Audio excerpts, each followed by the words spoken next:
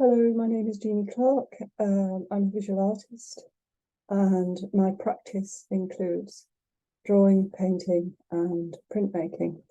In front here, you can see two examples of the latest prints that I've been making. This print was made using 3 separate plates, and I'll show you those plates shortly.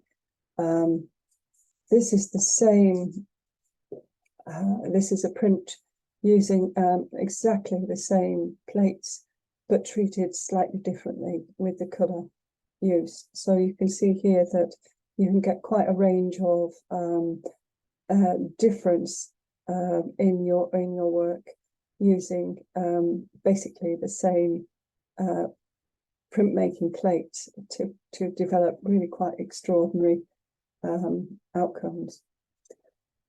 So now I'm going to move on to just showing the plates that I've been using to make these prints.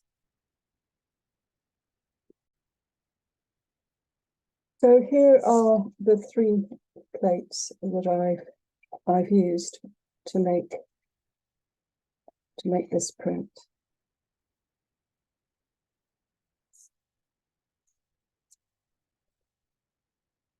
This is the first plate. This plate it's basically a piece of mount board.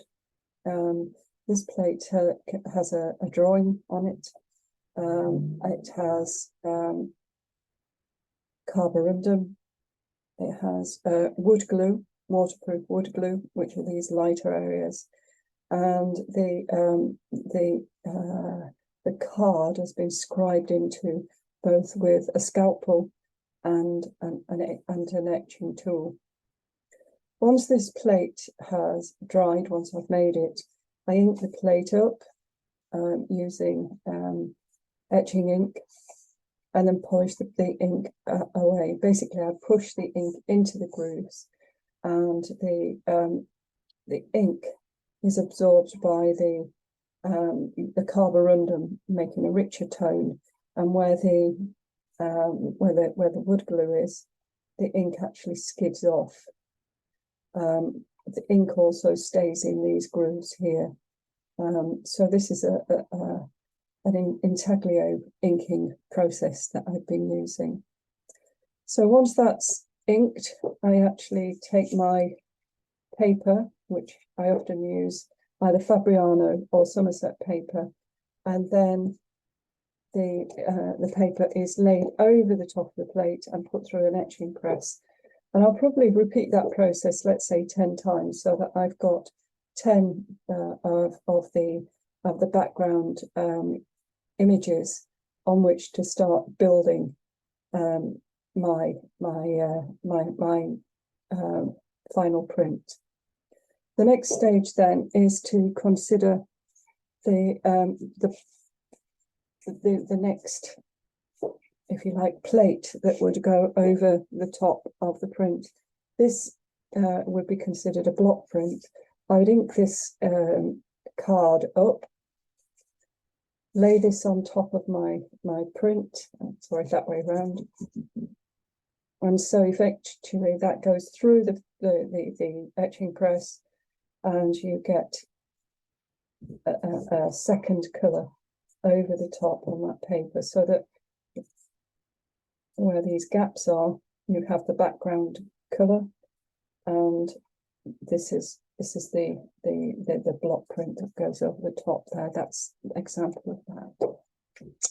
And then this is the final plate, which is this is a metal plate, and I've painted the plate with wood glue, and then sprinkled carborundum onto that plate.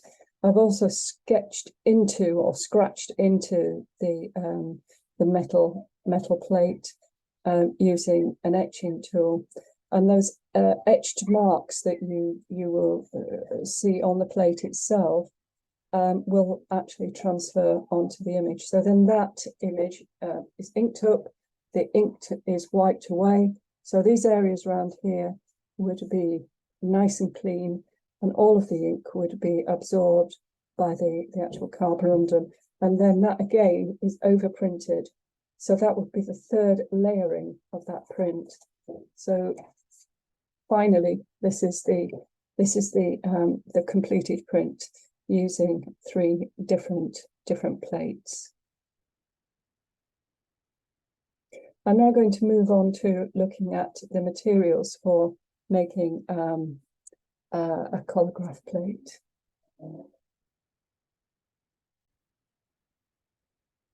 So these are the basic materials for making a Collagraph plate. Wood glue, you can buy this from any DIY store. Etching tools, a scalpel, and this is just mount board. So I have here a piece of card. Again, this is just mount board, and what I want to do with the plate itself is to create tones. So it's the tones that are actually going to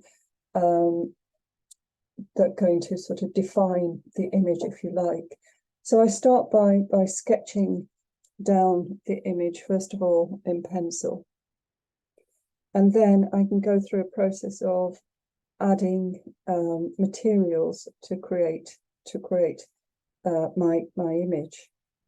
So, for example, here, if I was to add the carborundum to this plate,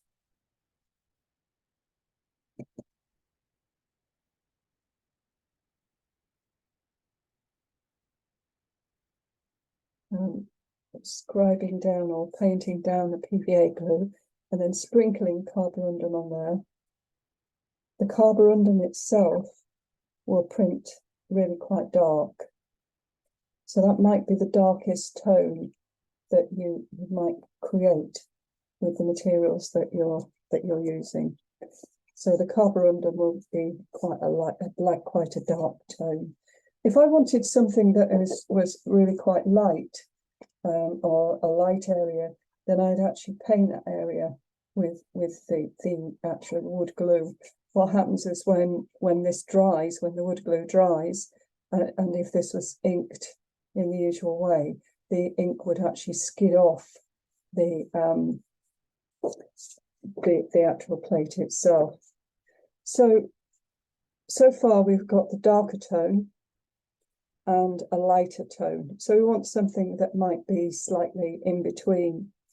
So other ways to sort of achieve that is that if the card is left blank like this, that would be sort of a greyish, not a greyish, but it's sort of a mid-tone. You can also create tones by, if you like, cutting away bits of the card. So what I'm doing is I'm scoring along the lines there. And actually I'm going to peel back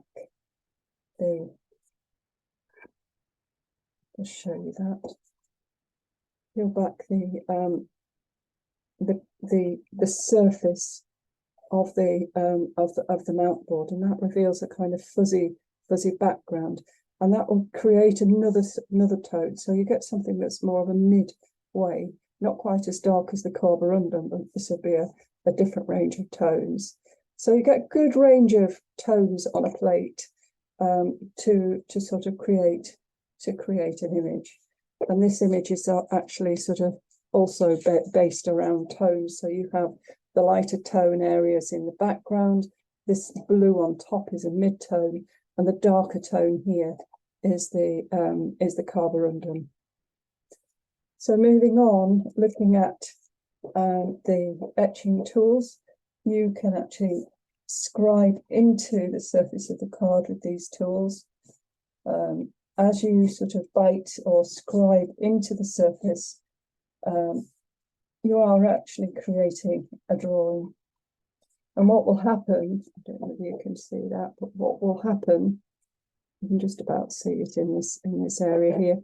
What will happen is that when this is inked up, the ink will go into these areas, into the grooves, and be polished off when you ink, when you wipe the surface.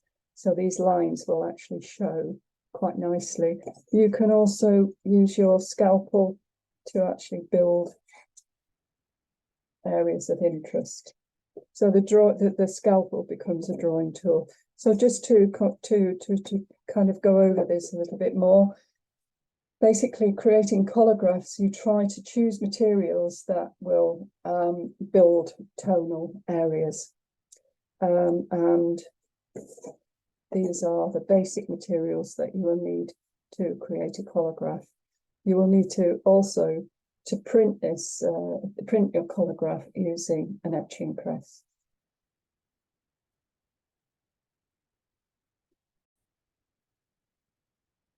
If you'd like to see more of my work, you can visit my website, www.jeannieclark.co.uk, and you can see the range of work that I've produced. The work will be in different categories depending on the kind of ideas or concept that I've been working on. Thank you for listening.